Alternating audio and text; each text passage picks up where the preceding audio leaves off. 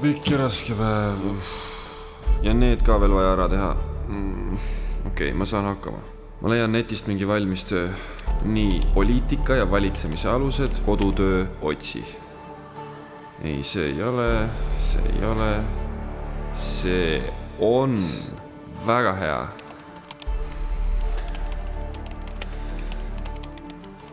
Ja tehtud. Oh man. Okei, see ka veel. Okei, võta ennast kokku. Nii, mõtle. Kuule, ma olen vist midagi sellist juba teinud. Oota, äkki siin sahtlis. Oota, see ei ole, see ei ole, see ei ole. Idekas. Nii, tiitelleht ära, uus printerist tasemele.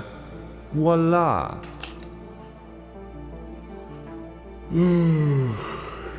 Magama.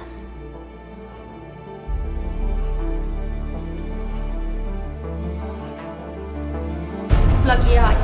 Täielik pettu. Soitegija. Häbi.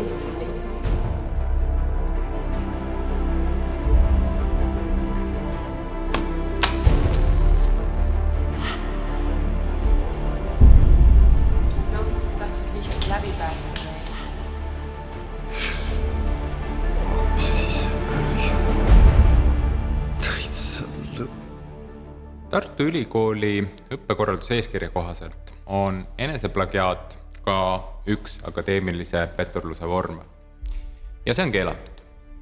Ära esita mitte kunagi oma tööd uuesti, kui sa ei ole seda just õppejõuga läbi rääkinud ja temalt selle jaoks selgesõnalist luba saanud. Ja minu soovitus on, et kasuta alati võimalust midagi uut luua ja midagi uut juurde õppida, sest sellega sa arendad iseennast. Ja pea meeles, et pettust sa ei saa kunagi tagasi võtta.